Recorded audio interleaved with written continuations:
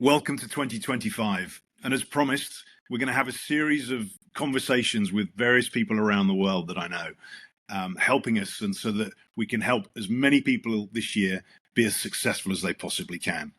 And I'm very honored to have Mike Mackie join us today. He's an executive coach who's working alongside Marshall Goldsmith, one of the grandfathers and amazing coaches that goes out and coaches many world leaders. Mike, great to have you here. Thanks for having me, Jez. Great to see you again. Yeah, you too, my friend. And as we look at high performance and we think about high performance, what is it that springs to mind for you? Yeah, so the example for me, we both know Marshall's a high-performing guy. He's might be the number one most known coach in the world. And so he's definitely known for that. And what comes to mind initially is a shameless plug for all us coaches is get help. Jez, you know this better than anyone. How many of the top 10 tennis players do you think have coaches? Yeah, well, they all do, right? Yeah, exactly. Right. Exactly. So even high performers need help, especially high performers need help. So if it matters to you, if you want to work on your leadership, if you want to work on public speaking, whatever it is you're trying to be high performing at, don't be scared to get help. So as you reflect on the last year or even other areas of your life, where have you seen high performance really play out and come alive? Yeah.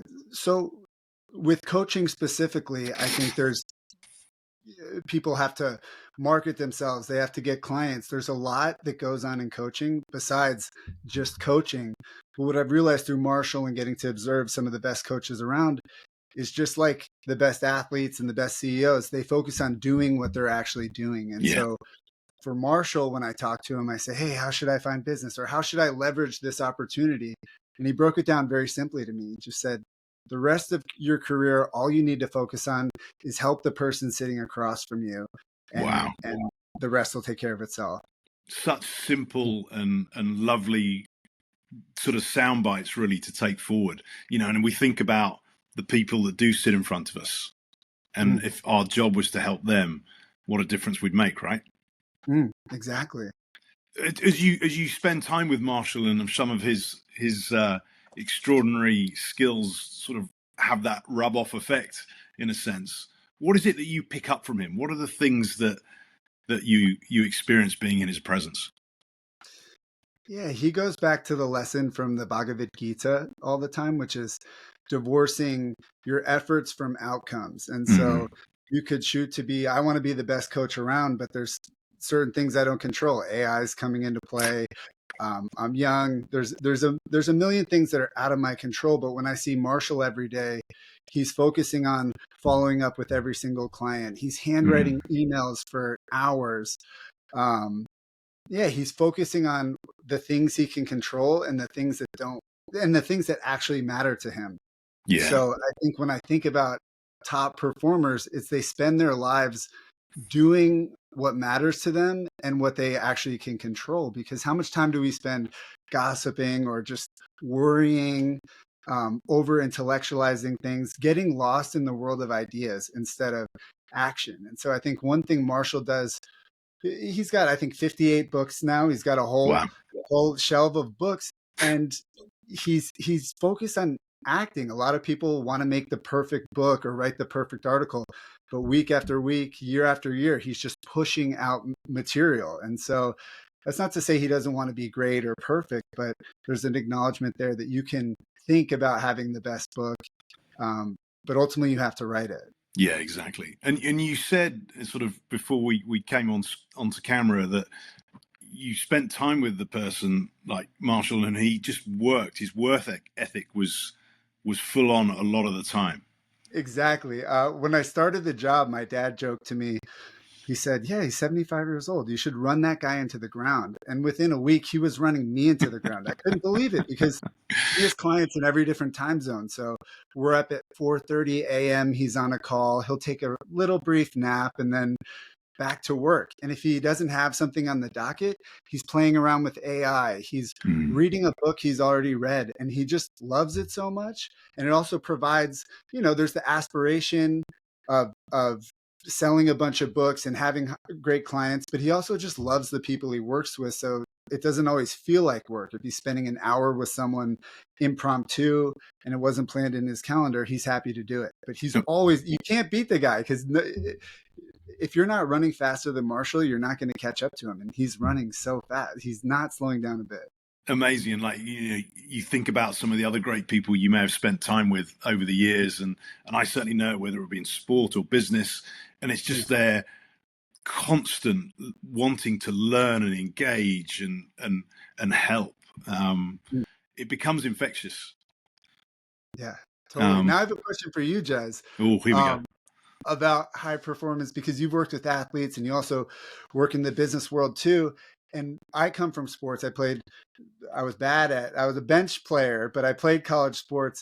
And the beautiful thing about sports is it's a meritocracy, and your good work will be acknowledged. And one thing I've learned, Marshall always says, is credibility must be earned twice. And this is a little tangential to actually performing well, but getting acknowledged for that performance. So how do you look at that and promoting yourself? And Well, I think a lot of us, we hear this in the companies and buildings that, or online now, that we spend time with, and it's that, well, surely my good work should count for something. Yes. Yet the person who's potentially not doing as good work but is promoting it is getting airtime. And it's that, wonderful Harvard Business Review article that was written. It wasn't about the quality of work. It was about the amount of PR that person was able to generate internally that got them the promotion. And I'm not saying just start going around and doing lots of PR, but it's about, how do you show up and present? Because the person who's sitting next to you might. And if you want the opportunities, look, take control of your own marketing department of marketing you. Get out there and say things to the world. But make sure you're saying it on a constant repetition, because that's how we're going to get out there. And I think, the idea of these short little podcasts is about just helping people take a little bit of information and doing something with it. And if you think about sort of people who may come across this video, what's the one bit of advice you would give to them to help them be successful in 2025? Piggybacking off what we just said, it's go for it. Don't brag about being humble when it might actually be you're cowardly and undisciplined. You're too scared to go for it. So ask yourself, would the world be a better place if you became more powerful and influential? If the answer is yes, ask yourself, would it make you a little bit uncomfortable to do the things to make yourself more powerful and influential? Yeah, it probably would make you a little uncomfortable. But then here's the third question. The big question is, what's more important to you? Making the world a better place or being comfortable? Yeah. So get over yourself. That's it. That's get over yourself and make it happen. I remember sitting down to a CEO, and if he's watching this, he'll know exactly who I'm talking about. And, he had, like a lot of leaders, they want to be liked. And I say, what's your big goal as being CEO of this organization? Being successful or being liked? And he just smiled at me and just went, and he knows what he's got to do. And so let's push through that discomfort in 2025. Let's do it together, and let's see where we get to by the end of it. But here's to a successful 2025. Mike, real pleasure. Just for those little insights. Have an amazing year with Marshall, and have an amazing year yourself. And look forward to seeing you on the backside. Yeah, thanks so much for having me, and I hope to see you soon, Jez. Yeah, cheers, Mike. Bye. Cheers. What an experience Mike's got to work alongside Marshall Goldsmith. An incredible opportunity just to learn and see what happens. And clearly, high performance doesn't happen by accident. It sounds as if Marshall's working continuously, but from that desire of wanting to help people. The two pieces of advice I'd like to take away from and really ask you about is, what's the one thing that you want to focus on this year and be successful at? What's the fear that you need to push through?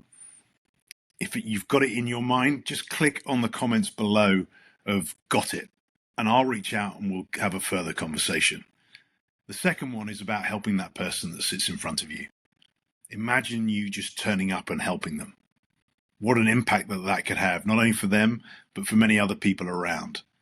Let's all have a successful 2025. Remember, be better, do better, demand better. Let's go. Bye.